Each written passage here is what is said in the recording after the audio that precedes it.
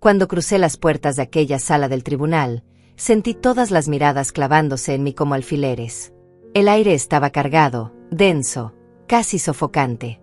Mi hijo Julián estaba sentado al lado de su abogado, con ese traje gris que probablemente le costó más de lo que yo gastaba en un mes entero cuando él era niño. A su lado, Andrea, mi nuera, lucía un vestido color marfil que seguramente había elegido con cuidado para parecer la víctima perfecta de esta historia. Cuando me vio entrar, sus ojos se elevaron hacia el techo en ese gesto tan característico de ella, ese desprecio silencioso que había perfeccionado durante años. Puso los ojos en blanco como si mi simple presencia fuera una ofensa personal, como si yo fuera una molestia inevitable en su día perfecto. Escuché un suspiro exagerado salir de sus labios pintados de un tono coral que contrastaba con la palidez artificial de su rostro. Julián ni siquiera me miró. Mantuvo la vista fija en los papeles frente a él, como si yo fuera transparente, como si no existiera. Esa indiferencia dolía más que cualquier insulto. Caminé despacio por el pasillo central, sintiendo el peso de mis 66 años no en mis huesos, sino en mi corazón. Cada paso resonaba en el silencio expectante de la sala. Llevaba un traje sencillo color beige, nada ostentoso, nada que llamara la atención. Nunca me gusté el protagonismo ruidoso. Siempre preferí el poder silencioso, ese que no necesita gritar para existir. Me senté en mi lugar y fue entonces cuando sucedió. El juez entró a la sala, su toga negra ondeando ligeramente con el movimiento. Subió a su estrado con esa autoridad natural que dan los años de experiencia. Tomó el mazo, lo golpeó una vez contra la madera, y el sonido resonó como un trueno contenido. Levantó la vista para mirar a los presentes, haciendo ese barrido visual rutinario que todos los jueces hacen antes de comenzar. Pero cuando sus ojos llegaron a mí, se detuvo. Completamente. Su rostro cambió en un instante. La expresión profesional y neutral se transformó en algo que no pude descifrar de inmediato. Sorpresa, tal vez. Respeto, definitivamente. Sus cejas se elevaron y vi cómo sus dedos se tensaron alrededor del mazo que sostenía. Hubo un silencio incómodo, uno de esos silencios que parecen durar horas aunque apenas sean segundos. Inclinó la cabeza ligeramente, entrecerró los ojos como si no pudiera creer lo que estaba viendo, y entonces lo dijo. «Espera», dijo con voz pausada, casi incrédula. «Las acusaciones son contra la señora Mendoza». Pronunció mi apellido con un peso especial, como si esas 3 sílabas contuvieran un significado que solo él y yo comprendíamos en ese momento. «Verónica Mendoza». Vi cómo Andrea intercambiaba una mirada confundida con Julián. Él frunció el ceño, claramente molesto por la interrupción, por ese tono de respeto que el juez había usado conmigo. No entendían nada. Nunca entendieron nada. El abogado de mi hijo se puso de pie rápidamente, ajustándose la corbata color vino con nerviosismo. «Sí, su señoría», comenzó a decir con esa voz ensayada de quien ha repetido el mismo discurso frente al espejo. «Estamos aquí porque mi cliente, el señor Julián Mendoza, hijo de la acusada, alega que su madre, una mujer de edad avanzada y posiblemente vulnerable, fue manipulada por su difunto esposo para heredar la totalidad de los bienes de la familia. Hablaba de mí como si yo fuera una anciana senil, una mujer frágil sin capacidad de pensamiento propio». El juez no respondió de inmediato. Me miró nuevamente, esta vez con algo que parecía ser una mezcla de curiosidad y algo más profundo. Reconocimiento, quizás. Apoyó los codos sobre el escritorio y entrelazó los dedos frente a su rostro, como si estuviera procesando información que no cuadraba con lo que tenía frente a él. «Prosiga», dijo finalmente, aunque su voz ya no sonaba tan neutral como antes. Había un matiz diferente, una cautela que no estaba ahí al principio. Andrea se inclinó hacia Julián y susurró algo que no pude escuchar, pero por el movimiento de sus labios y la expresión de su rostro, supe que estaba molesta. Probablemente preguntándose por qué el juez me había mirado así, por qué había pronunciado mi nombre con esa reverencia inexplicable. Ella siempre había creído que controlaba cada situación, que su belleza y su labia eran suficientes para conseguir lo que quisiera. Pero en ese tribunal, las cosas no funcionaban como en sus cenas superficiales con amigas igual de huecas que ella. Pero para que entiendas cómo llegué hasta aquí, cómo terminé sentada en ese tribunal siendo acusada por mi propio hijo de ser una vieja manipulable y tonta, necesito llevarte un poco atrás en el tiempo. Necesito que veas la historia completa, no solo este capítulo final. Porque la verdad nunca está en una sola escena. La verdad se construye con años, con decisiones, con silencios que duelen más que las palabras, con ausencias que pesan más que cualquier presencia. Todo comenzó hace muchos años, cuando yo era una mujer completamente diferente. Bueno, no tan diferente, porque en esencia siempre fui la misma. Pero las circunstancias me moldearon, me quebraron y me reconstruyeron tantas veces que a veces ni yo misma reconocía a la mujer que veía en el espejo. Tenía 24 años cuando conocí a Oscar. Él tenía 30, era ambicioso, inteligente, y tenía esos ojos que te hacían sentir que eras la única persona en el mundo cuando te miraba. Yo estaba terminando mis estudios de Derecho. Era la mejor de mi clase, eso no es arrogancia, es un hecho. Mis profesores decían que tenía un futuro brillante, que llegaría lejos, que mi nombre quedaría grabado en sentencias importantes. Me apasionaba cada caso, cada ley, cada argumento.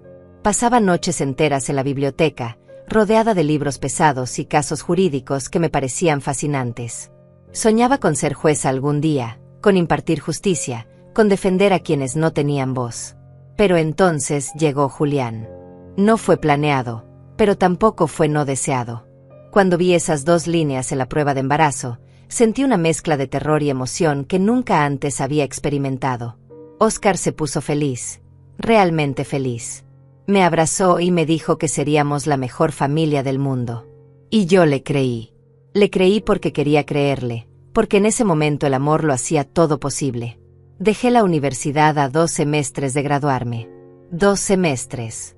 6 meses que me separaban de ese diploma que había perseguido durante años, de ese futuro que había construido con tanto esfuerzo y sacrificio. Pero en aquel entonces, parecía la decisión correcta.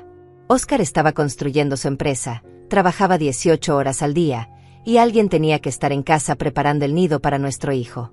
Esa alguien fui yo. No me arrepentí en ese momento. De verdad que no.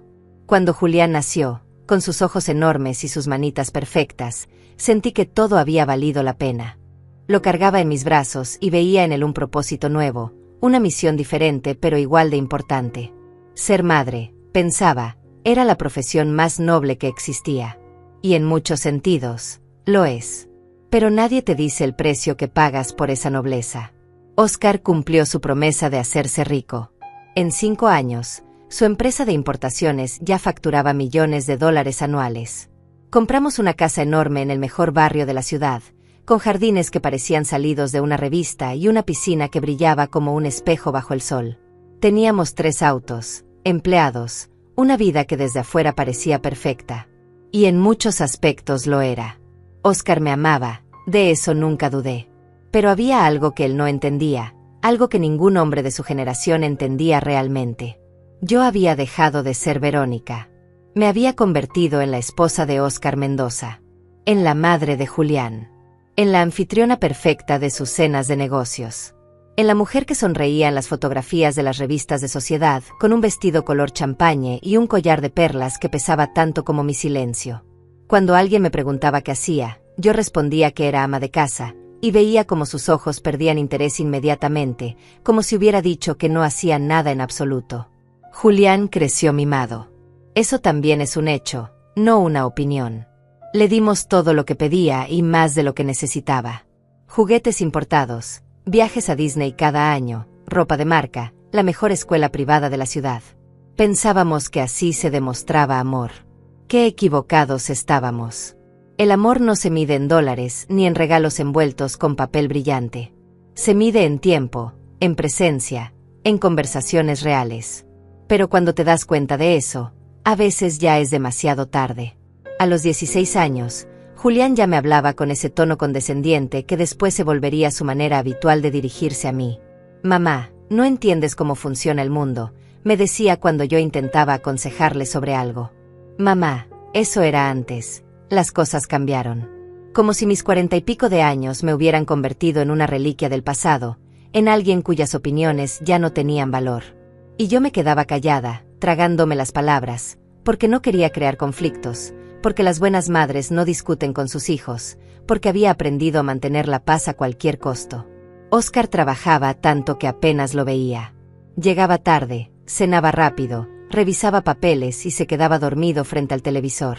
Los fines de semana jugaba golf con sus socios o asistía a eventos empresariales donde yo lo acompañaba como un accesorio elegante pero prescindible. Nuestras conversaciones se volvieron transaccionales. Necesito que recojas esto. No olvides aquello. El banco llamó por lo otro. Nos convertimos en compañeros de logística, no en esposos. Pero había una persona en esa familia que sí me veía. Gilberto, el padre de Oscar. Él sí me miraba a los ojos cuando hablaba conmigo. Él sí hacía preguntas de verdad y esperaba respuestas de verdad.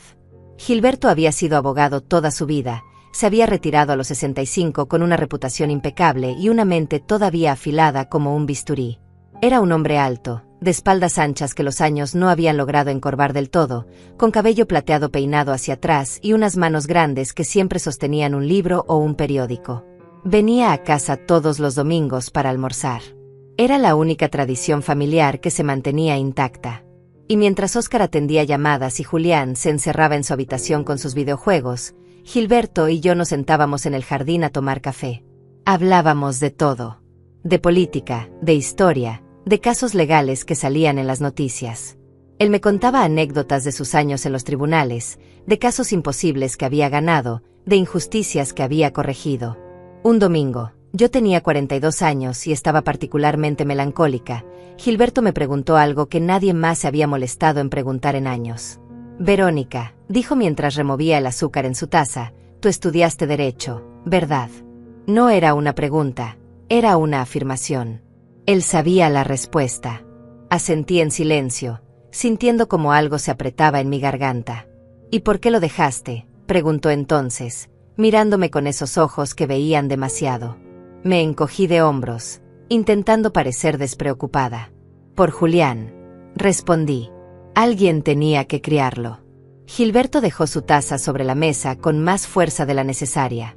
El sonido hizo eco en el silencio del jardín. Verónica, dijo con voz firme pero no dura, criar un hijo es importante. Pero perderte a ti misma en el proceso no lo es. Me quedé mirándolo, sin saber qué responder. Nadie me había dicho algo así antes. Nadie había validado esa sensación de vacío que llevaba años tratando de ignorar. Tenía sueños, continuó él. Tenías un futuro brillante. Y lo cambiaste por esto. Hizo un gesto amplio con la mano, abarcando la casa, el jardín, toda esa vida de apariencias que yo había construido. No digo que esté mal, agregó rápidamente. Pero dime la verdad. ¿Eres feliz? La pregunta cayó sobre mí como una piedra. ¿Eres feliz, Verónica? 4 palabras simples que nadie me había hecho en décadas. Abrí la boca para responder con la mentira de siempre. Sí, claro que soy feliz. Tengo todo lo que una mujer podría desear. Pero las palabras no salieron. En su lugar, sentí como los ojos se me llenaban de lágrimas que había contenido durante años. Gilberto no dijo nada más. Solo extendió su mano sobre la mesa y cubrió la mía con ella. Ese gesto simple, ese contacto humano lleno de comprensión, rompió algo dentro de mí. Fue en ese momento, en ese jardín bañado por el sol de la tarde, con el olor de las flores que yo misma había plantado flotando en el aire, que tomé una decisión. No inmediatamente, no de manera dramática. Pero una semilla se plantó en mi interior ese día. Una semilla que con el tiempo crecería hasta convertirse en la mujer que años después se sentaría en ese tribunal, enfrentando a su propio hijo. 3 meses después de aquella conversación con Gilberto, Julián cumplió 23 años y nos anunció que tenía novia. Se llamaba Andrea, trabajaba como relacionista pública en una empresa de eventos, y según él, era la mujer más increíble que había conocido. La trajo a cenar un viernes por la noche. Recuerdo perfectamente ese día porque fue la primera vez que sentí ese escalofrío de advertencia que después aprendería a no ignorar. Andrea llegó con un vestido color esmeralda que se ajustaba a su cuerpo como una segunda piel, tacones altísimos que la hacían parecer más alta de lo que era, y un perfume tan intenso que lo sentías antes de verla entrar.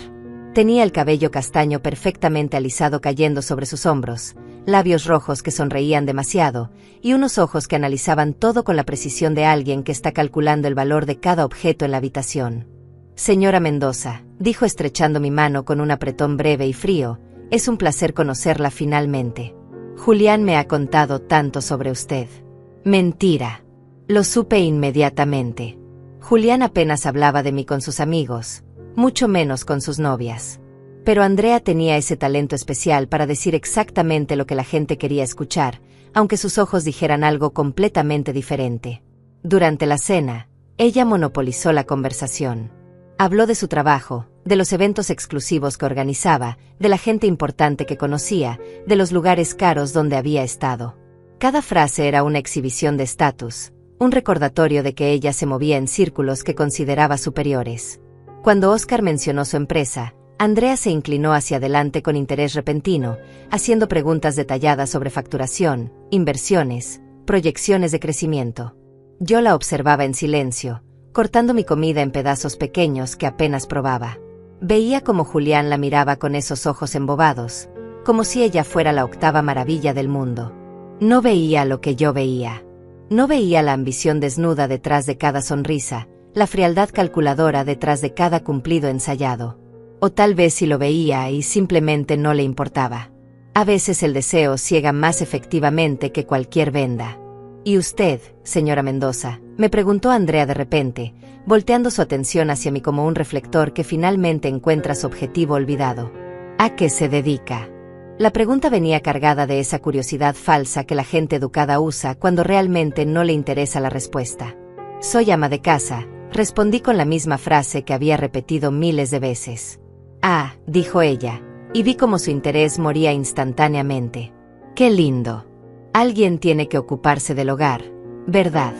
El tono no era exactamente despectivo, era peor. Era condescendiente, como si estuviera hablando con alguien que había elegido una vida pequeña y sin importancia. Gilberto, que estaba sentado a mi lado, apretó su servilleta con fuerza. Lo noté por el rabillo del ojo. Él también había captado el insulto velado. Verónica fue una de las mejores estudiantes de Derecho de su generación, dijo él con voz tranquila pero firme. Dejó su carrera para criar a Julián. Andrea parpadeó, sorprendida por un segundo antes de recomponer su sonrisa perfecta. Oh, qué sacrificio, dijo sin una pizca de sinceridad. Pero bueno, esas eran otras épocas. Ahora las mujeres no tenemos que elegir entre carrera y familia. Podemos tenerlo todo. La implicación era clara. Yo había sido débil, anticuada, conformista. Ella era la mujer moderna, la que sí sabía cómo equilibrarlo todo. Qué fácil es juzgar cuando no has vivido las circunstancias del otro. Julián y Andrea se casaron 8 meses después en una ceremonia ostentosa que costó más de $150,000. Andrea insistió en cada detalle, desde las flores importadas hasta el vestido de diseñador que Oscar pagó sin pestañear. Yo ayudé con los preparativos, por supuesto. Hice llamadas, coordiné proveedores, resolví problemas de última hora. Andrea apenas me daba las gracias. Para ella, yo era simplemente parte del personal de apoyo, alguien cuya función era hacer que su día perfecto sucediera sin contratiempos. El día de la boda, mientras veía a mi hijo pronunciar sus votos mirando a Andrea como si fuera lo único que importaba en el universo, sentí una tristeza profunda que no pude nombrar entonces. No era solo perder a mi hijo, que es lo que todas las madres sienten cuando sus hijos se casan. Era algo más oscuro, más definitivo. Era ver cómo él elegía reproducir exactamente los mismos errores que Oscar y yo habíamos cometido. Elegía una mujer hermosa y ambiciosa, ignorando si había sustancia detrás de la fachada. Elegía el brillo sobre la profundidad. Después de la boda, las visitas se espaciaron. Julián y Andrea se mudaron a un departamento lujoso en el centro de la ciudad, decorado por un interiorista famoso con muebles que costaban más que un auto. Las primeras semanas llamaban seguido, venían a almorzar los domingos. Pero gradualmente, las llamadas se volvieron menos frecuentes. Los almuerzos se cancelaban con excusas de último minuto. Estamos muy ocupados. Tenemos un compromiso. Surgió algo de trabajo. Las únicas veces que el teléfono sonaba con regularidad era cuando necesitaban algo. Dinero, casi siempre. Mamá, necesito que me ayudes con esto. Mamá, ¿podrías hablar con papá sobre aquello? La empresa de Andrea no está yendo tan bien.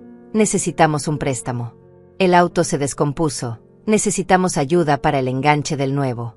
Cada llamada era una transacción, nunca una conversación real. Nunca preguntaban cómo estaba yo, qué estaba haciendo, si necesitaba algo. Óscar les daba el dinero sin hacer preguntas. Tiene 25 años, me decía cuando yo sugería que tal vez deberíamos ponerles límites. Está estableciéndose. Necesita apoyo. Pero yo veía algo diferente. Veía a un hombre que intentaba comprar el amor de su hijo con cheques firmados. Veía a un hijo que había aprendido que sus padres eran un cajero automático emocional al que podía acudir cuando lo necesitara. Gilberto también lo notaba. «Se estás creando un monstruo», le dijo a Óscar un domingo durante el almuerzo. Julián no estaba, por supuesto. Había cancelado otra vez. Mi hijo frunció el ceño, molesto por la crítica. «Es mi dinero, papá. Puedo dárselo a quien quiera». Gilberto negó con la cabeza lentamente. «No se trata del dinero, hijo. Se trata de lo que estás enseñándole. Le estás enseñando que todo tiene solución con dinero, que no hay consecuencias para sus decisiones, que siempre habrá alguien que lo rescate». La discusión escaló rápidamente. Óscar se puso de pie, tiró la servilleta sobre la mesa. «No voy a recibir lecciones de crianza de nadie», dijo con voz dura. «Ni siquiera de ti». Salió del comedor dejándonos en un silencio incómodo. Gilberto me miró con esos ojos cansados que habían visto demasiado. «Lo siento, Verónica», dijo en voz baja. «Siento que mi hijo no haya aprendido lo que intenté enseñarle». Esa noche, después de que Óscar se durmiera, me quedé despierta mirando el techo de nuestra habitación. La casa estaba en silencio absoluto, ese tipo de silencio que amplifica tus pensamientos hasta volverlos ensordecedores. Pensé en todos los años que había dedicado a crear una familia, a mantener un hogar, a ser la esposa perfecta y la madre perfecta. ¿Y para qué? Para tener un hijo que solo me llamaba cuando necesitaba dinero y un esposo que me veía como parte del inventario de la casa. Fue esa noche que tomé la decisión real. No la semilla que Gilberto había plantado meses atrás, sino la decisión completa, firme, definitiva. Iba a retomar mi vida. Iba a terminar lo que había dejado inconcluso hacía 2 décadas. Tenía 43 años. No era demasiado tarde. No podía ser demasiado tarde. A la mañana siguiente llamé a la universidad. Mi corazón latía tan fuerte que pensé que se me saldría del pecho mientras esperaba que contestaran. Una secretaria con voz cansada me informó que tendría que empezar casi desde cero. Habían pasado demasiados años, los programas habían cambiado, muchas de mis materias ya no contaban.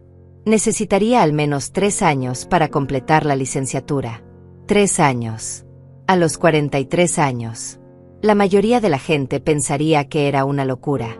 Yo pensé que era mi última oportunidad. No le dije nada a Óscar inmediatamente. Tampoco a Julián. Primero necesitaba estar segura, necesitaba tener todo planeado.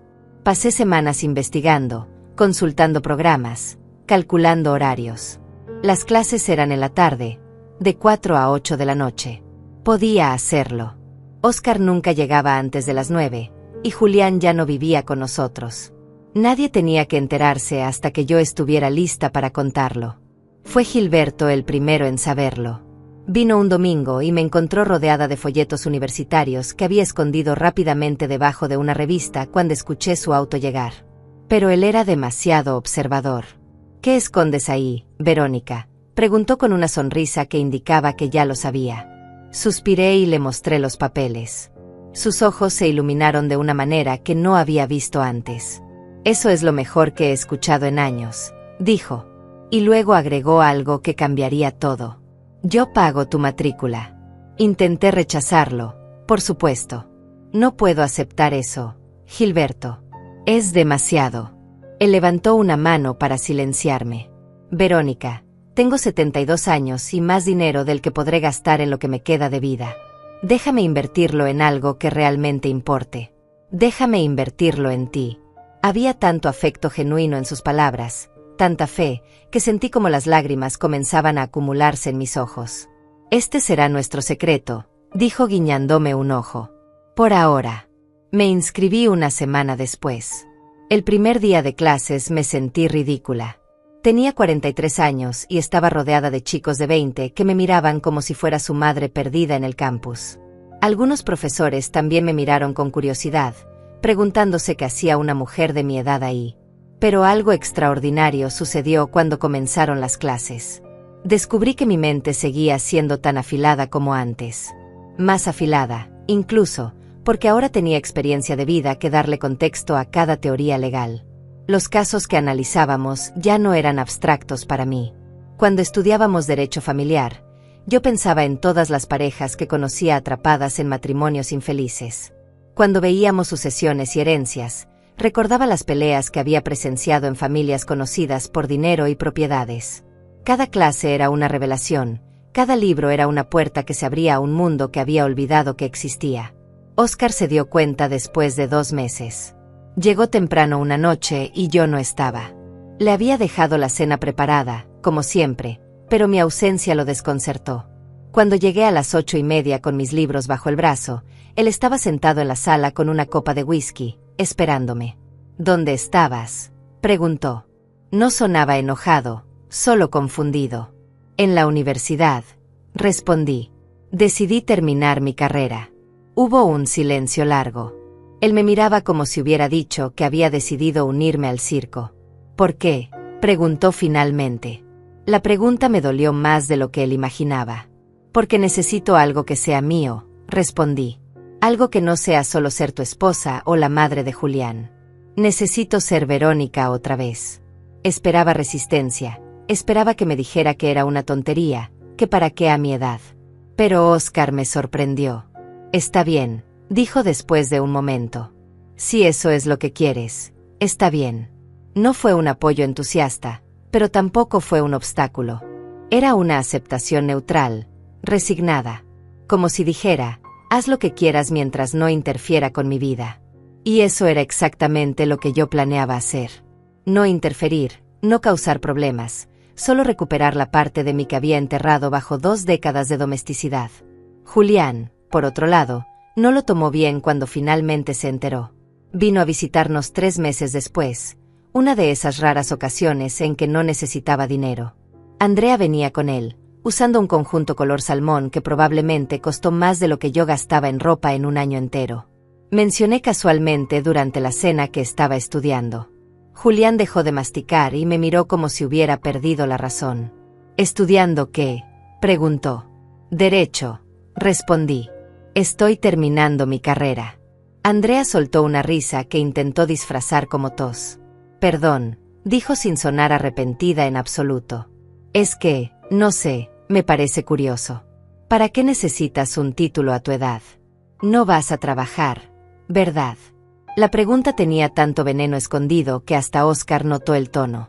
Andrea, dijo en voz baja, eso no es apropiado.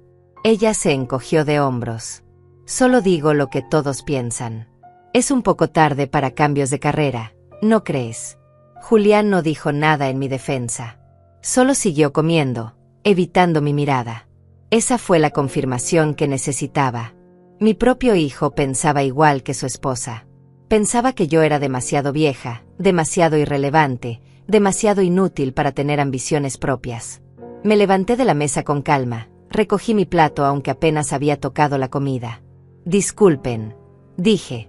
Tengo que estudiar para un examen mañana. Me fui dejándolos en un silencio incómodo que no me importó en absoluto. Los siguientes 2 años fueron los más intensos de mi vida. Estudiaba todas las tardes, todas las noches, todos los fines de semana. Gilberto se convirtió en mi confidente, mi mentor, mi mayor animador. Venía los domingos y discutíamos casos, repasábamos conceptos legales, debatíamos interpretaciones de leyes. Él estaba genuinamente emocionado con mi progreso. Me prestaba libros de su biblioteca personal, algunos tan viejos que las páginas se desmoronaban al tocarlas. Me contaba historias de sus años como abogado que no aparecían en ningún libro de texto. Oscar mantenía su distancia neutral. No obstaculizaba, pero tampoco participaba. Nunca preguntaba cómo me había ido en un examen. Nunca quería saber qué estaba estudiando. Era como si hubiera decidido tolerar esta nueva faceta mía sin realmente verla. Julián y Andrea desaparecieron casi completamente de nuestras vidas. Solo llamaban cuando necesitaban dinero, que era cada vez más seguido. La empresa de eventos de Andrea estaba en problemas constantes. Siempre necesitaba capital para este proyecto o aquel cliente importante. Me gradué con honores a los 46 años. La ceremonia fue pequeña, modesta, pero para mí fue el día más importante de mi vida desde que nació Julián. Gilberto estaba en primera fila, aplaudiendo con lágrimas en los ojos. Óscar también vino, sentado a su lado, sonriendo educadamente pero sin realmente entender qué significaba ese momento para mí. Julián y Andrea mandaron un mensaje. «Felicidades, mamá, ocupados hoy, lo celebramos después». Ese después nunca llegó. Pero yo no necesitaba su validación. Ya no. Tenía mi título, tenía mi orgullo recuperado, y tenía planes. Gilberto me ayudó a conseguir una pasantía en un bufete de abogados respetable. Nada ostentoso, nada que llamara demasiado la atención. Yo no quería reflectores. Solo quería ejercer, aprender, crecer. Trabajaba medio tiempo, 3 días a la semana. Era suficiente para mantenerme ocupada sin descuidar completamente la casa, aunque honestamente ya no me importaba tanto si la casa estaba perfecta o no. Descubrí que era buena. Muy buena. Los socios del bufete comenzaron a asignarme casos más complejos. Mi edad, que Andrea había considerado una desventaja, resultó ser mi mayor activo. Los clientes confiaban en mí. Me veían como alguien maternal, confiable, sabia. No sabían que por dentro yo me sentía como esa chica de 24 años que había abandonado sus sueños, ahora finalmente teniendo la oportunidad de vivirlos. Gilberto estaba orgulloso. Lo veía en sus ojos cada vez que hablábamos de mi trabajo. Sabía que lo lograrías, me decía constantemente. Siempre supe que eras especial. Verónica, no dejes que nadie te diga lo contrario. Esas palabras significaban más para mí que cualquier reconocimiento profesional. 3 años después de graduarme, cuando tenía 49 años, sucedió algo que cambiaría todo para siempre. Gilberto sufrió un derrame cerebral mientras leía en su estudio. Lo encontraron 2 horas después, inconsciente en su sillón favorito con un libro de filosofía abierto sobre su regazo. Lo llevaron de emergencia al hospital, donde permaneció en coma durante 4 días que se sintieron como 4 años. Yo iba todos los días, me sentaba junto a su cama, le sostenía la mano y le contaba sobre mis casos, sobre las victorias pequeñas que él tanto celebraba. Óscar también iba, por supuesto. Era su padre. Pero había una diferencia en cómo cada uno procesaba la situación. Óscar se quedaba 10 minutos, miraba los monitores con expresión preocupada, hablaba con los doctores sobre pronósticos y tratamientos, y luego se iba a trabajar porque los negocios no podían esperar. Yo me quedaba horas, hablándole a Gilberto como si pudiera escucharme, porque una parte de mí creía que sí podía. Julián apareció el segundo día. Andrea venía con él, usando lentes de sol oscuros aunque estábamos dentro del hospital, como si el drama de la situación requiriera accesorios. «¿Cuánto tiempo le queda?», preguntó Julián sin siquiera saludarme primero. «No lo sabemos», respondí sintiendo como la rabia comenzaba a crecer en mi pecho.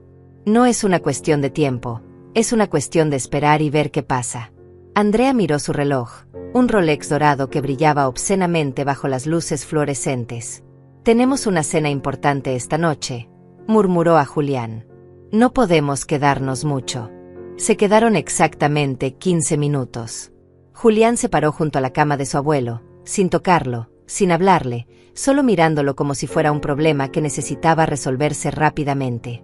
Andrea ni siquiera se acercó. Se quedó en la puerta revisando su teléfono. Cuando se fueron, prometieron volver pronto. No volvieron hasta el funeral. Gilberto despertó al 5.º día. Abrió los ojos lentamente, confundido, desorientado. Yo estaba ahí, sosteniendo su mano. «Verónica», susurró con voz rasposa. «Siempre supiste quedarte». Esas palabras me rompieron. Me incliné y besé su frente, sintiendo como las lágrimas corrían por mis mejillas. Los doctores dijeron que había sido un milagro, que hombres de su edad rara vez se recuperaban de derrames tan severos. Pero Gilberto era fuerte, terco, no estaba listo para irse todavía. Los siguientes meses fueron de recuperación lenta. Gilberto perdió movilidad en su lado izquierdo, su habla se volvió más lenta, más trabajosa. Pero su mente seguía intacta, brillante como siempre. Contraté enfermeras para cuidarlo, me aseguré de que tuviera todo lo que necesitaba. Óscar pagaba las cuentas médicas sin quejarse, pero raramente visitaba. Estaba ocupado, siempre ocupado. Julián no apareció ni una sola vez durante esos meses de rehabilitación. Una tarde, 6 meses después del derrame, Gilberto me pidió que lo llevara a su estudio. Quería hablar conmigo a solas. Lo ayudé a sentarse en su sillón, el mismo donde había colapsado. Abrió un cajón de su escritorio con su mano buena y sacó un sobremanila. «Toma», dijo extendiéndolo hacia mí. Yo lo miré sin entender. «¿Qué es esto?» «Ábrelo», respondió con una sonrisa cansada. Dentro había documentos legales. Muchos documentos. Mi nombre aparecía una y otra vez. Gilberto había modificado su testamento. Me dejaba su biblioteca completa, todos sus libros de derecho que había coleccionado durante 50 años de carrera. Me dejaba $500,000 para que pudiera establecer mi propio bufete si así lo deseaba. Me dejaba sus contactos, sus casos archivados, su legado profesional completo. «No puedo aceptar esto», dije sintiendo como la voz se me quebraba. «Tú tienes un hijo, tienes un nieto». Gilberto negó con la cabeza lentamente. «Oscar tiene su propia fortuna, no necesita la mía. Y Julián». Bueno. Se detuvo, eligiendo sus palabras con cuidado. Julián aprendió a valorar el dinero, pero nunca aprendió a valorar el conocimiento, el carácter, el legado real. Tú sí. Tú entiendes lo que realmente importa. Por eso quiero que seas tú quien continúe lo que yo empecé. Me tomó la mano con su mano temblorosa. Prométeme que no desperdiciarás este regalo.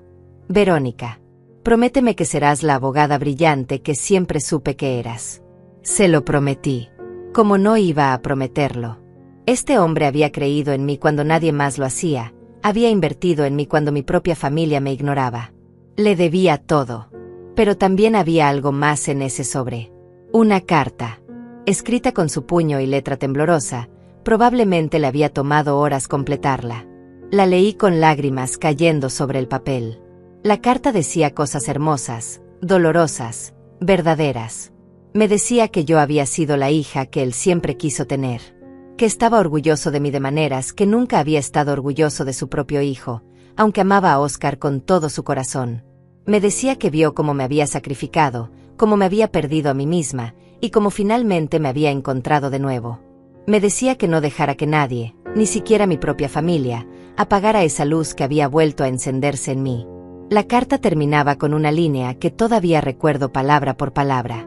El verdadero legado no es el dinero que dejas, es la diferencia que haces en las vidas que tocas. Gilberto falleció 3 semanas después de darme esa carta. Murió en paz, en su sueño, rodeado de sus libros amados.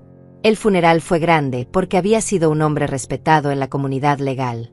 Vinieron jueces, abogados, profesores, clientes antiguos. Todos compartían historias sobre cómo Gilberto los había ayudado, inspirado, guiado. Yo me mantuve en silencio durante la ceremonia, conteniendo un dolor que era tan profundo que no tenía palabras para expresarlo. Julián llegó tarde al funeral, por supuesto. Andrea lo acompañaba, usando un vestido negro ajustado que era demasiado sexy para un funeral, pero ella nunca entendió el concepto de apropiado. Se pararon en la parte de atrás, susurrando entre ellos, revisando sus teléfonos. Cuando terminó la ceremonia, Julián se acercó a Oscar. «Necesitamos hablar sobre el testamento del abuelo», dijo sin siquiera fingir tristeza. «¿Qué me dejó?» Oscar lo miró con una expresión que no pude descifrar. Cansancio. Tal vez. Decepción. Definitivamente. «Ya lo veremos en la lectura del testamento», respondió. Julián no estaba satisfecho. «Pero tengo derecho a saber. Soy su único nieto». Oscar no respondió, solo se alejó dejando a Julián con las palabras colgando en el aire. La lectura del testamento fue una semana después. El abogado de Gilberto, un hombre mayor llamado Iván que había sido su socio durante décadas, nos reunió a todos en una oficina que olía a madera vieja y a libros antiguos.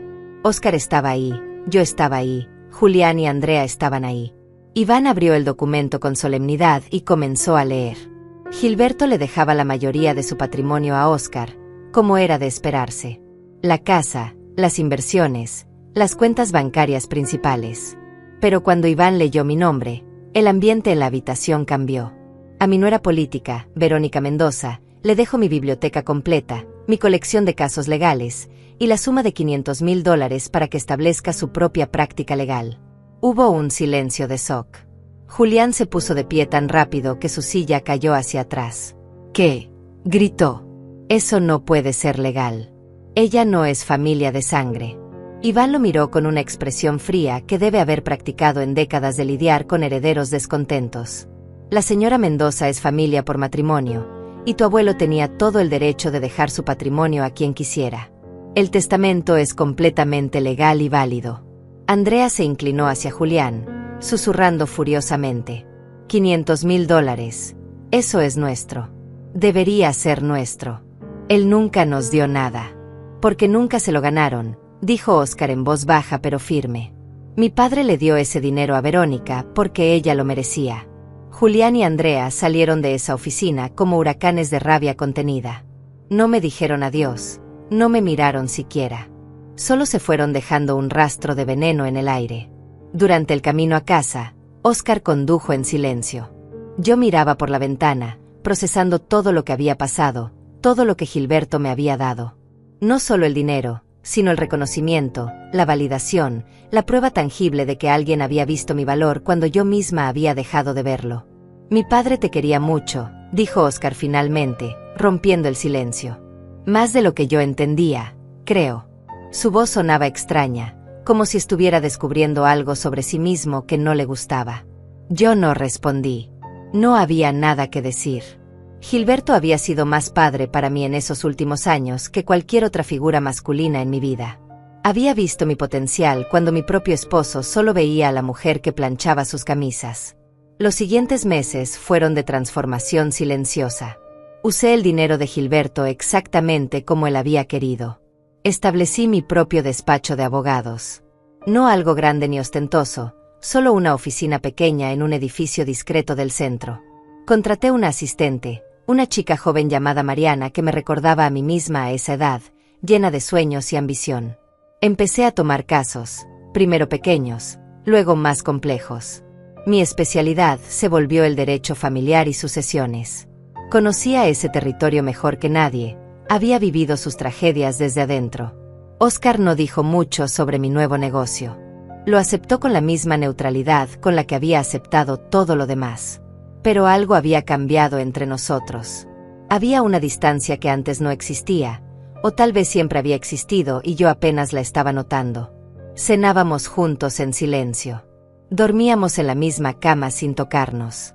Éramos dos extraños compartiendo un espacio, nada más. Julián y Andrea desaparecieron completamente durante casi un año. Ni una llamada, ni una visita, ni siquiera un mensaje en mi cumpleaños. Era como si hubieran decidido castigarme con su ausencia, sin entender que su ausencia era más un regalo que un castigo. Por primera vez en décadas, podía respirar sin sentir el peso de sus expectativas, sus demandas, sus juicios constantes. Pero la paz nunca dura para siempre. Óscar comenzó a sentirse mal un martes por la tarde. Dolor en el pecho, dificultad para respirar. Pensamos que era indigestión, estrés del trabajo. Tomó un antiácido y se acostó temprano. A las 3 de la mañana, sus gemidos me despertaron. Estaba pálido, sudando, agarrándose el pecho con ambas manos. Llamé a la ambulancia. Los paramédicos llegaron en 8 minutos que se sintieron como 8 horas. Ataque cardíaco masivo, dijeron los doctores en el hospital. Necesitamos operarlo inmediatamente. Firmé los papeles con manos temblorosas. Vi cómo se lo llevaban en esa camilla rodante, conectado a máquinas que pitaban y parpadeaban. Llamé a Julián. No contestó. Le dejé un mensaje. Tu padre está en el hospital, es grave, ven por favor. Pasaron 3 horas antes de que me devolviera la llamada. ¿Qué pasó?, preguntó con voz adormilada, molesta. Son las 6 de la mañana, mamá. Tu padre tuvo un ataque cardíaco, está en cirugía ahora mismo. Hubo una pausa. Estaré ahí en 1 hora, dijo finalmente. Pero no llegó en 1 hora. Llegó 4 horas después, cuando Óscar ya estaba fuera de peligro, despierto pero débil, con tubos saliendo de su cuerpo y monitores rastreando cada latido de su corazón cansado. Andrea venía con él, por supuesto. Usaba jeans rotos de diseñador y una blusa color lavanda que probablemente costó más que el salario mensual de una enfermera. ¿Cómo está?, Preguntó Julián mirando a su padre con una expresión que no sabía si era preocupación genuina o simple obligación social. Estable, respondí. Los doctores dicen que tuvo suerte. Necesitará cambiar su estilo de vida completamente, reducir el estrés, comer mejor, hacer ejercicio. Julián asintió distraídamente. ¿Y el negocio?, preguntó. ¿Quién va a manejar la empresa? Ahí estaba. La pregunta real, la única que realmente le importaba. Eso se verá después, dije con voz seca. Ahora lo importante es que tu padre se recupere. Andrea se acercó a Óscar, le tocó la mano con esos dedos con manicura perfecta color nude. Señor Mendoza, dijo con voz melosa, nos tenía muy preocupados. Óscar la miró como si estuviera viendo a través de ella, viendo la falsedad, la actuación ensayada. Se quedaron 20 minutos. Luego Julián dijo que tenía una reunión importante que no podía cancelar. Andrea murmuró algo sobre un cliente que estaba esperando. Prometieron volver al día siguiente. No volvieron. Yo me quedé en el hospital día y noche durante una semana completa. Dormía en una silla incómoda junto a la cama de Óscar, comía lo que podía de las máquinas expendedoras, me duchaba en el baño para visitantes. No me importaba. Era mi esposo, había pasado 30 años con él, no iba a abandonarlo ahora. Durante esos días y noches en el hospital, Óscar y yo hablamos más de lo que habíamos hablado en años.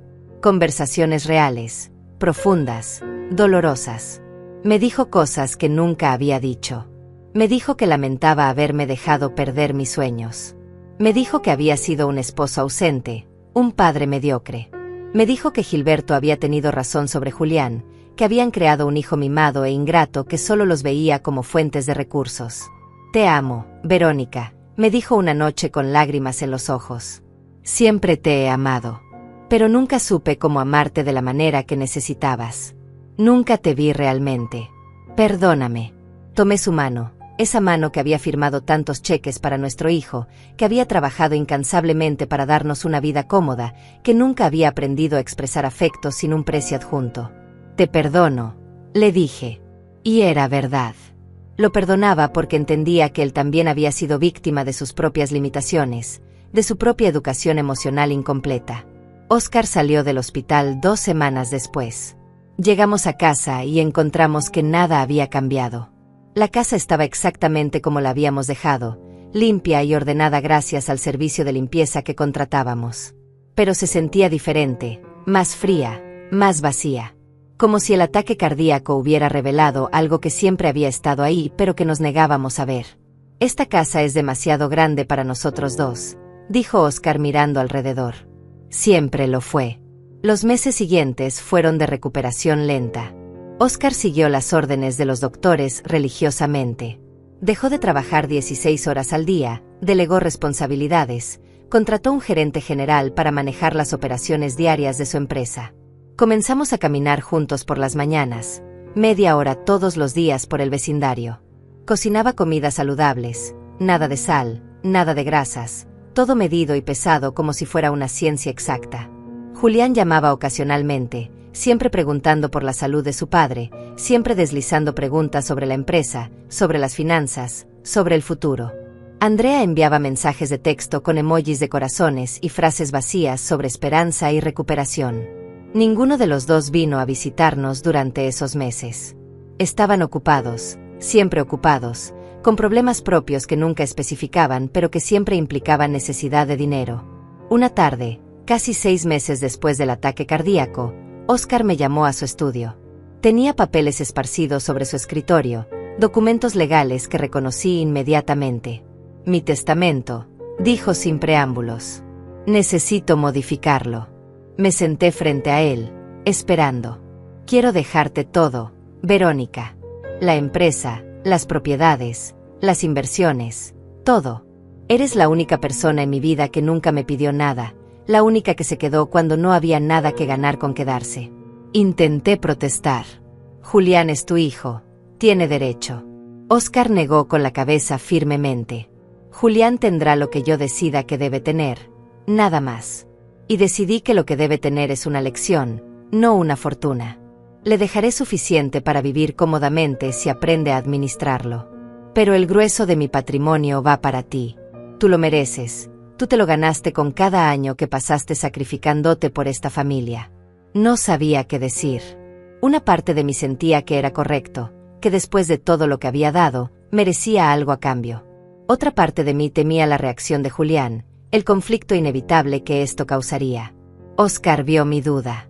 Verónica, dijo tomando mis manos entre las suyas, por una vez en tu vida, acepta algo sin sentirte culpable. Has pasado décadas cuidando de todos menos de ti misma. Déjame hacer esto. Déjame demostrarte que finalmente entendí. Asentí con lágrimas en los ojos. Está bien, susurré. Haz lo que creas correcto. Óscar sonrió, una sonrisa triste pero genuina. Llamó a Iván, el mismo abogado que había manejado el testamento de Gilberto. Una semana después, los documentos estaban firmados, notariados, archivados.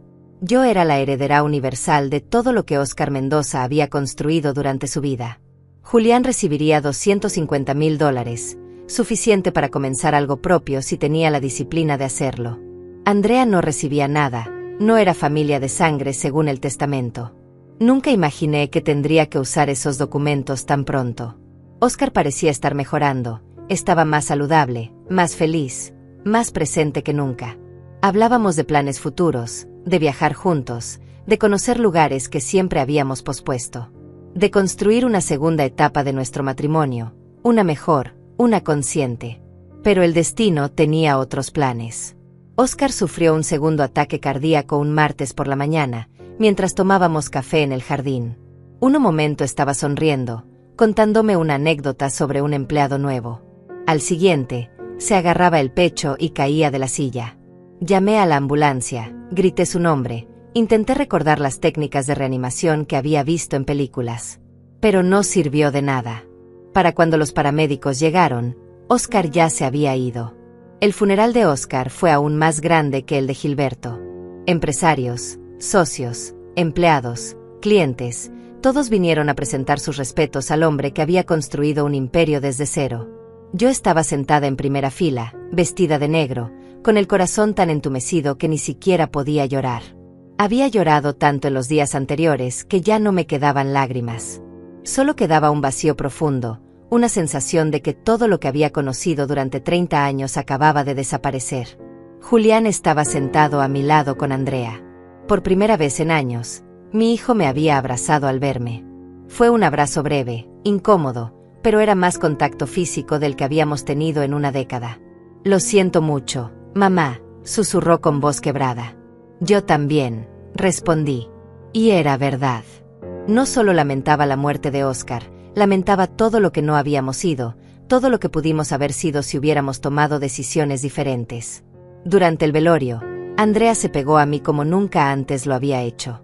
Me traía agua, me preguntaba si necesitaba algo, me tocaba el brazo con gestos que pretendían ser reconfortantes. Era tan falso que resultaba casi cómico. Pero yo estaba demasiado cansada para confrontarla, demasiado agotada emocionalmente para señalar su hipocresía. Simplemente asentía y murmuraba gracias mientras miraba el ataúd cerrado donde yacía el hombre con quien había pasado la mitad de mi vida. Después del funeral, Iván me pidió que lo viera en su oficina. Es sobre el testamento del señor Mendoza, dijo con voz profesional pero amable. Necesitamos hacer la lectura oficial. Programamos la cita para una semana después, tiempo que supuestamente era para permitir que la familia procesara el duelo. Pero yo sabía que era para permitir que las personas se prepararan para la inevitable pelea por dinero que vendría. Durante esa semana, Julián me visitó 3 veces. 3 veces en una semana, cuando había pasado meses sin verme. Venía con pretextos diferentes. Quería asegurarse de que yo estuviera bien. Necesitaba unos papeles de su padre. Quería hablar sobre los arreglos del funeral. Pero yo veía a través de cada excusa. Estaba nervioso, ansioso, calculando cuánto recibiría de la herencia de su padre. Andrea era menos sutil. En su tercera visita, mientras tomábamos té en la sala, dejó caer la pregunta como quien no quiere la cosa. Señora Mendoza, dijo con voz dulce y falsa, ¿tiene idea de cómo dejó Óscar sus asuntos? Solo para estar preparados, ¿sabe? Para saber cómo proceder con la empresa y todo eso. La miré directamente a los ojos. Óscar dejó todo en orden, respondí sin dar más detalles. Todo se aclarará en la lectura del testamento. Vi cómo su mandíbula se tensaba ligeramente, el único indicio de frustración en su rostro perfectamente maquillado. Claro, dijo forzando una sonrisa. Solo queríamos ayudar, ¿sabe? Estos procesos pueden ser complicados y usted no tiene experiencia en negocios. La condescendencia en su voz era tan obvia que casi me hizo reír. No tengo experiencia en negocios, pensé, pero tengo un título en Derecho y años de experiencia navegando casos de sucesiones mucho más complejos que este. Pero no dije nada. Dejé que pensara lo que quisiera. El día de la lectura del testamento llegó. Nos reunimos todos en la misma oficina donde habíamos leído el testamento de Gilberto años atrás. Iván estaba detrás de su escritorio con los documentos frente a él. Julián estaba sentado con las manos entrelazadas, ansioso. Andrea estaba a su lado con una sonrisa que pretendía ser apropiada pero que no alcanzaba sus ojos. Yo estaba en la otra silla, tranquila, sabiendo lo que venía pero sin regodearme en ello. Iván abrió el sobre y comenzó a leer con esa voz monótona que los abogados usan para documentos legales. Primero estaban las cosas pequeñas. Donaciones a caridad, regalos para empleados leales, detalles administrativos. Julián se movía impaciente en su silla, esperando escuchar su nombre, esperando escuchar la cantidad que cambiaría su vida para siempre. Finalmente, Iván llegó a la parte principal. A mi hijo, Julián Mendoza, le dejo la suma de $250,000, con la esperanza de que aprenda a valorar el trabajo y la disciplina que se requieren para construir algo significativo. Hubo un silencio. 250,000, repitió Julián lentamente, como si no pudiera creer lo que estaba escuchando. Solo 250,000. De una fortuna de millones. Iván continuó sin inmutarse. El resto de mi patrimonio, incluyendo la empresa Mendoza Importaciones, todas las propiedades, inversiones y cuentas bancarias, las dejo en su totalidad a mi esposa, Verónica Mendoza, quien ha sido mi compañera leal durante 30 años y quien merece la seguridad financiera que yo no siempre le proporcioné emocionalmente. El silencio que siguió fue ensordecedor. Julián se puso de pie tan violentamente que su silla se volcó. «Esto es una broma», gritó. «Tiene que ser una maldita broma. Ella lo manipuló. Es obvio. Una vieja que ni siquiera terminó la universidad hasta hace unos años, que nunca trabajó un día real en su vida, y de repente se queda con todo». Iván lo miraba con expresión impasible. «Tu padre estaba en pleno uso de sus facultades mentales cuando hizo este testamento. Fue su decisión completamente voluntaria». Andrea también se había puesto de pie. Su rostro, normalmente controlado y perfecto, estaba rojo de rabia. «Esto no va a quedar así», dijo con voz temblorosa. «Vamos a impugnar este testamento. Vamos a demostrar que ella lo manipuló, que aprovechó su vulnerabilidad después del ataque cardíaco. Ningún juez va a permitir que una mujer que no hizo nada más que cocinar y limpiar se quede con un imperio que no construyó». Me puse de pie lentamente, con calma. «Ustedes pueden intentar lo que quieran», dije con voz tranquila pero firme. «Pero el testamento es legal, válido e inimpugnable». Óscar sabía exactamente lo que hacía. Andrea se rió, una risa sin humor, llena de veneno. «Por favor. Usted no tiene idea de cómo manejar una empresa. Va a arruinar todo lo que Óscar construyó en menos de un año. La mejor opción es que nos transfiera el control a nosotros, que sabemos cómo funcionan los negocios reales». Ahí estaba. El verdadero motivo detrás de toda esa preocupación falsa, todos esos mensajes de condolencias, todas esas visitas durante la semana del funeral. No les importaba a Óscar. No les importaba yo. Solo querían el dinero, el poder, el control. Habían estado esperando este momento, planeando su jugada, calculando cómo quitarme lo que legalmente me pertenecía. Julián dio un paso hacia mí. Su rostro estaba transformado por la rabia. Ya no reconocía al niño que había cargado en mis brazos, que había alimentado y cuidado. Ese niño se había convertido en un extraño consumido por la avaricia. «No voy a dejar que te salgas con la tuya», dijo entre dientes. «Voy a pelear esto hasta el final. Voy a demostrar que manipulaste a mi padre, que te aprovechaste de un hombre enfermo y vulnerable. Hazlo», respondí mirándolo directamente a los ojos. «Llévame a juicio si eso es lo que quieres. Pero prepárate para perder. Porque yo no manipulé a nadie. Tu padre tomó esta decisión después de años de ver quién realmente se preocupaba por él y quién solo se preocupaba por su dinero. Después de años de ver quién estuvo presente y quién solo apareció cuando necesitaba algo. Andrea agarró el brazo de Julián. Vámonos, dijo. No tiene sentido hablar con ella. Claramente está disfrutando esto. Consigamos un abogado y arreglemos esto de la manera correcta. Salieron de la oficina dejando una estela de amenazas y promesas de guerra legal. La puerta se cerró detrás de ellos con un golpe que hizo temblar las paredes. Me senté nuevamente, sintiendo el peso de lo que acababa de pasar. Iván me miró con expresión comprensiva. Lo siento, Verónica, dijo. Sé que esta no es la manera en que querías que las cosas resultaran. Negué con la cabeza. No te disculpes. Óscar sabía exactamente lo que estaba haciendo. Sabía que esto pasaría y aún así tomó esta decisión. Tengo que respetar eso. 2 semanas después, recibí los papeles de la demanda. Julián y Andrea me estaban demandando por influencia indebida, alegando que yo había manipulado a Óscar cuando estaba en un estado mental vulnerable después de su ataque cardíaco. Pedían que el testamento fuera invalidado y que los bienes fueran distribuidos según las leyes de sucesión intestada, lo que significaba que Julián recibiría la mitad de todo como único hijo. Leí los documentos con calma profesional, analizando cada argumento, cada alegación. Eran débiles, predecibles, fáciles de refutar. Pero sabía que esto no se trataba de la fuerza legal de su caso.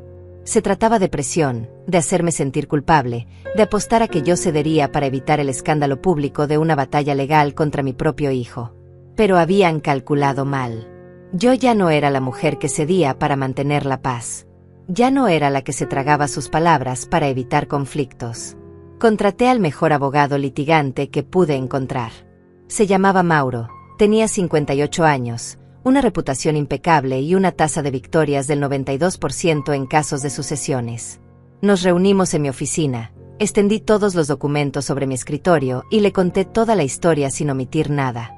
Cada detalle doloroso, cada abandono, cada llamada que solo llegaba cuando necesitaban dinero. Mauro escuchaba con atención, tomando notas ocasionales, asintiendo en los momentos correctos. Cuando terminé, se recostó en su silla y me miró con expresión pensativa. Verónica, dijo, este caso es sólido. El testamento fue hecho con todas las formalidades legales, Óscar estaba en pleno uso de sus facultades, y tenemos documentación médica que lo prueba. Además, tengo entendido que eres abogada. Asentí. Me especializo en derecho familiar y sucesiones. Una sonrisa lenta se extendió por su rostro. Entonces entiendes exactamente lo débil que es el caso de tu hijo. Están apostando a que te intimides, a que no quieras pasar por el escándalo público. Pero si estás dispuesta a pelear, los vamos a destrozar en el tribunal. La palabra destrozar se sentía fuerte, casi violenta. Pero había algo de justicia en ella también. Ellos habían elegido este camino, habían decidido convertir el dolor de perder a Óscar en una batalla legal. Yo simplemente iba a defenderme. Pasamos las siguientes semanas preparando el caso. Recopilamos evidencia. Registros telefónicos que mostraban la falta de comunicación de Julián conmigo durante años, excepto cuando necesitaba dinero. Transferencias bancarias que documentaban cada préstamo, cada pago, cada rescate financiero que Óscar había hecho. Testimonios de empleados de la empresa que confirmaban que yo había estado presente en el hospital todos los días durante la recuperación de Óscar, mientras Julián apenas apareció. También teníamos algo más poderoso. El historial médico completo de Óscar. Evaluaciones psicológicas hechas después de su ataque cardíaco que confirmaban que estaba mentalmente competente, lúcido, capaz de tomar decisiones complejas. Incluso teníamos una grabación de video que Óscar había insistido en hacer cuando firmó el testamento, explicando sus razones con su propia voz, con sus propias palabras. En ese video, Óscar se veía cansado pero firme. Mi hijo Julián recibirá $250,000, decía mirando directamente a la cámara. Es una cantidad generosa que le permitirá comenzar su propio camino si aprende disciplina y trabajo. Pero el resto de mi patrimonio va para mi esposa Verónica, quien sacrificó su carrera para criar a nuestro hijo, quien estuvo a mi lado en mis peores momentos, quien nunca me pidió nada pero se lo merece todo. Cuando vi ese video por primera vez, lloré. Lloré por el hombre que Oscar había sido y por el hombre que finalmente se convirtió en sus últimos meses. Lloré por los años perdidos y por los momentos finales que sí fueron genuinos. Lloré porque en ese video vi el amor que siempre había estado ahí, pero que ninguno de los dos había sabido expresar correctamente hasta que fue casi demasiado tarde. Mientras tanto, Julián y Andrea contrataron sus propios abogados. Una firma cara y agresiva conocida por ganar casos difíciles mediante tácticas intimidatorias.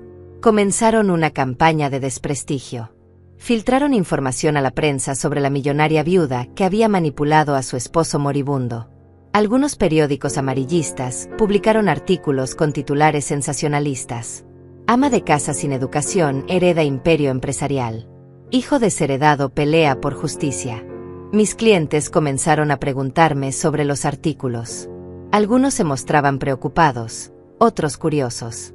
Mariana, mi asistente, estaba furiosa. ¿Cómo se atreven?, decía mientras leía los artículos en su teléfono. Esto es difamación pura. Deberíamos demandarlos también. La calmé con paciencia. Déjalos, dije.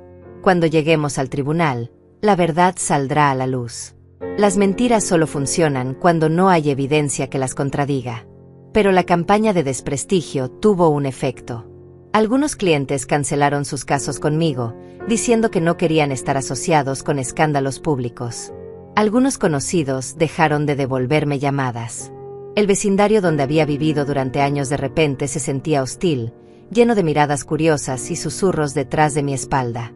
Era como si hubiera hecho algo malo, como si defender lo que legalmente me pertenecía fuera un crimen. Recibí llamadas anónimas en medio de la noche. Voces distorsionadas diciéndome que desistiera de la herencia, que dejara lo que no me correspondía, que una mujer como yo no merecía tanto dinero.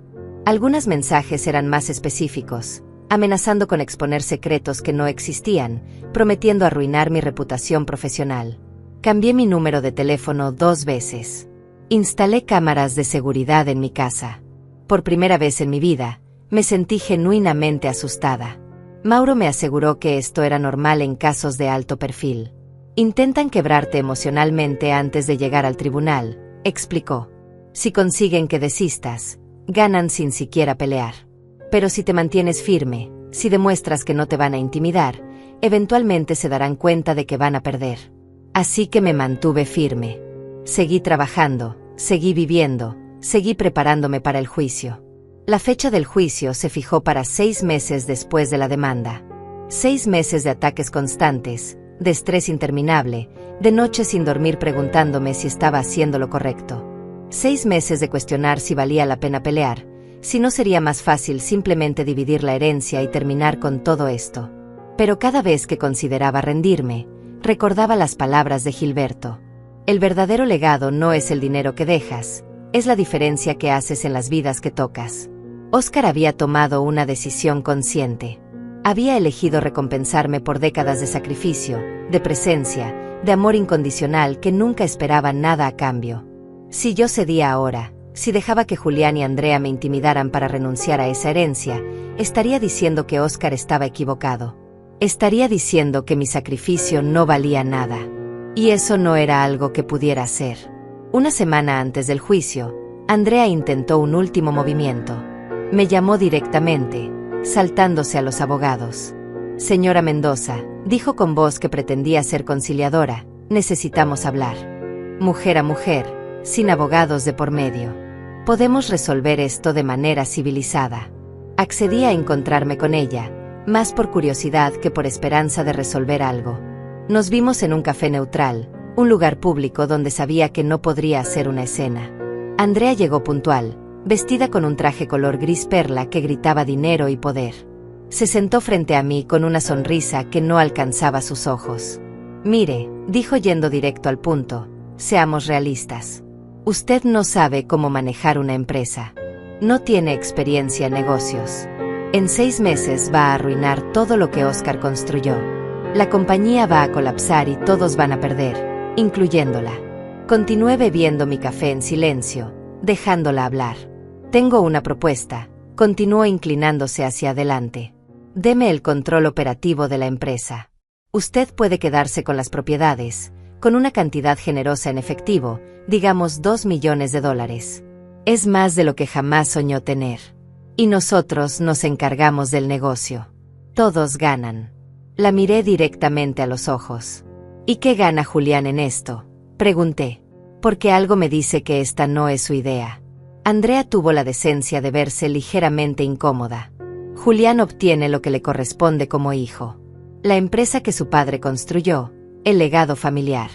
Es lo justo. Negué con la cabeza lentamente. Lo justo es lo que Oscar decidió. Él sabía exactamente quiénes eran ustedes. Sabía que solo les importaba el dinero. Por eso tomó la decisión que tomó. Andrea, tu fachada de preocupación no me engaña. Nunca me engañó. Su rostro se endureció, la máscara amable cayó completamente. Está cometiendo un error, dijo con voz fría. En el tribunal vamos a destruirla. Vamos a demostrar que es una manipuladora, una oportunista que se aprovechó de un hombre enfermo. Cuando terminemos con usted, no va a quedar nada de su preciosa reputación. Me puse de pie, dejando dinero sobre la mesa para pagar mi café. Inténtalo, dije. Nos vemos en el tribunal.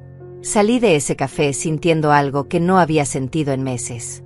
Claridad. Determinación absoluta. Ya no había dudas. Ya no había culpa. Iba a pelear con todo lo que tenía.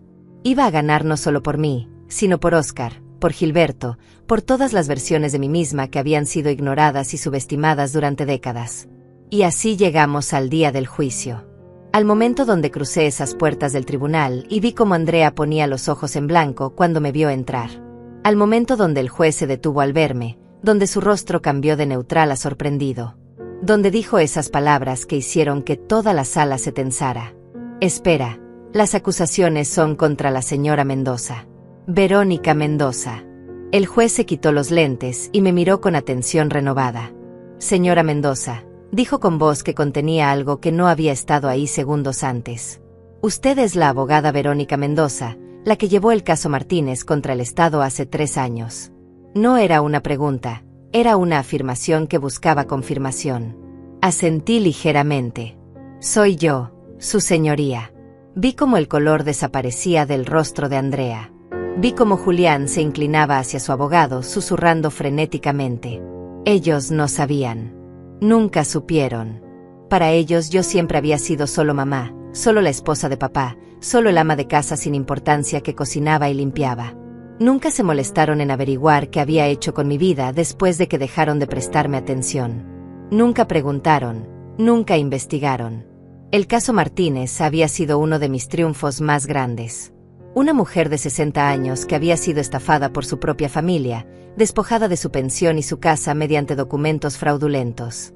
Yo había tomado el caso pro bono, había peleado durante 2 años contra abogados corporativos con recursos ilimitados. Y había ganado. No solo recuperé todo lo que le habían robado, sino que logré que los responsables fueran procesados penalmente. El caso había salido en todos los periódicos legales, había establecido precedentes importantes. El juez era el mismo magistrado que había supervisado ese caso. Recordaba mi trabajo, recordaba mi tenacidad, recordaba cómo había desmantelado cada argumento de la defensa con precisión quirúrgica. Y ahora me veía del otro lado, siendo acusada de exactamente el mismo tipo de manipulación que yo había combatido años atrás. La ironía era tan obvia que casi podía saborearla. Proceda, dijo el juez finalmente, aunque su tono había cambiado completamente. Ya no había esa neutralidad burocrática. Había interés, curiosidad, tal vez hasta respeto anticipado por lo que estaba a punto de presenciar. El abogado de Julián se puso de pie, claramente desconcertado por el intercambio que acababa de presenciar. Comenzó su argumento inicial con menos confianza de la que probablemente había planeado. Hablaba de una mujer vulnerable que había sido seducida por las promesas de un hombre rico.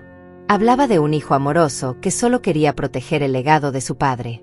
Hablaba de manipulación emocional, de aprovecharse de un hombre en su lecho de enfermo. Cada palabra era una mentira cuidadosamente construida, diseñada para hacerme ver como una villana. Yo escuchaba sin expresión, tomando notas ocasionales, esperando mi turno. Cuando Mauro se levantó para presentar nuestra defensa, la atmósfera en la sala cambió. Tenía una presencia que demandaba atención, una voz que llenaba el espacio sin necesidad de gritar. Su señoría, comenzó, lo que estamos presenciando aquí no es un caso de manipulación. Es un caso de consecuencias. Consecuencias de décadas de abandono emocional, de llamadas que solo llegaban cuando se necesitaba dinero, de una madre que fue tratada como un cajero automático por su propio hijo. Presentó las evidencias metódicamente. Los registros telefónicos que mostraban años de silencio interrumpidos solo por peticiones de dinero.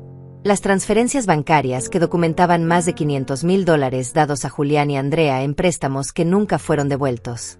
Los testimonios de empleados del hospital confirmando que Julián había visitado a su padre solo una vez durante su recuperación, mientras yo había estado ahí todos los días durante semanas. Luego vino el video. Las luces se atenuaron y la voz de Óscar llenó la sala. Lo vi en la pantalla, sentado en la oficina de Iván, con esa expresión seria que ponía cuando tomaba decisiones importantes. Escuché sus palabras explicando exactamente por qué había tomado esa decisión, por qué yo merecía esa herencia, por qué Julián necesitaba aprender lecciones que el dinero fácil nunca le había enseñado. Cuando el video terminó, había lágrimas en mis ojos. Pero también había lágrimas en los ojos de algunas personas en el público. El abogado de Julián intentó desacreditar el video. Argumentó que Óscar había estado bajo medicación fuerte, que yo podía haber estado fuera de cámara indicándole qué decir, que un hombre en su condición era vulnerable a manipulación. Pero Mauro estaba preparado. Presentó los registros médicos completos. Evaluaciones psicológicas hechas el mismo día del video confirmando que Óscar estaba completamente lúcido, sin efectos de medicación que pudieran afectar su juicio. Después vinieron los testimonios. Empleados de la empresa de Óscar hablaron sobre cómo yo había visitado la oficina durante su recuperación, cómo había hecho preguntas inteligentes sobre operaciones y finanzas, cómo había demostrado interés genuino en entender el negocio que eventualmente heredaría. El contador personal de Óscar testificó que me había estado preparando durante meses, enseñándome sobre inversiones y administración, asegurándose de que yo pudiera manejar la fortuna responsablemente. Incluso llamaron a algunos de mis propios clientes. Una mujer mayor que había estado en una situación similar a la mía testificó sobre cómo yo había peleado por ella, cómo había recuperado lo que su familia le había robado. Un hombre cuyo padre había sido declarado incompetente injustamente habló sobre mi integridad profesional, sobre cómo yo había rechazado sobornos y presiones para mantenerme del lado correcto de la justicia. Cuando llegó el momento de los alegatos finales, Julián tomó el estrado. Su abogado le había aconsejado que mostrara emoción, vulnerabilidad, el dolor de un hijo que había perdido a su padre y ahora perdía también su herencia. Pero Julián no era buen actor. Sus palabras sonaban ensayadas, falsas. Mi padre era mi héroe, decía con voz que pretendía quebrarse. Siempre quise seguir sus pasos, continuar su legado. Y ella, señalaba hacia mí con dedo acusador, ella me robó esa oportunidad. Mauro lo destrozó en el contrainterrogatorio. ¿Cuántas veces visitaste a tu padre en el hospital después de su primer ataque cardíaco?, preguntó. Julián vaciló. No sé. Varias veces. Mauro presentó los registros de visitas del hospital. Una vez, señor Mendoza. Lo visitaste exactamente una vez en 3 semanas de hospitalización. Julián se puso pálido. Estaba ocupado con trabajo, murmuró. ¿Y cuánto dinero te prestó tu padre en los últimos 5 años? Nuevamente Julián vaciló. No llevaba cuenta exacta. Mauro sonrió sin humor. $730,000. Documentados en transferencias que nunca fueron devueltas. ¿A eso le llamas préstamos o le llamas subsidios para un estilo de vida que no podía sostener?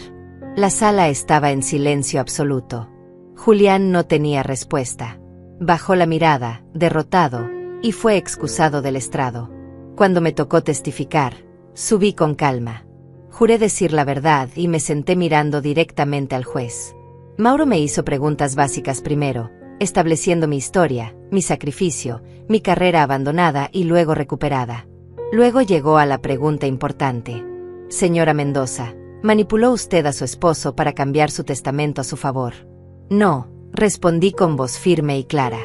Óscar tomó esa decisión completamente solo. Yo ni siquiera sabía que había cambiado su testamento hasta después de su muerte. Él me lo dijo días antes de fallecer, pero para entonces ya estaba hecho. Me explicó sus razones y yo las respeté porque eran sus razones, no las mías. El abogado de Julián me atacó en el contrainterrogatorio. Intentó hacerme ver calculadora, fría, oportunista.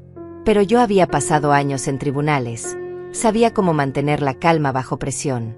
Después de 3 días de testimonios, evidencias y argumentos, el juez anunció que daría su veredicto en una semana. Esa semana fue eterna. Pasé las noches despierta, repasando cada momento del juicio, preguntándome si había hecho suficiente, si la verdad había sido lo suficientemente clara. Mauro me aseguraba que habíamos ganado, que era obvio para cualquiera que viera la evidencia. Pero el miedo persistía. El día del veredicto, la sala estaba llena. El juez entró con expresión seria e imperturbable. Después de revisar toda la evidencia presentada, comenzó: he llegado a una conclusión clara. El testamento del señor Óscar Mendoza es completamente válido.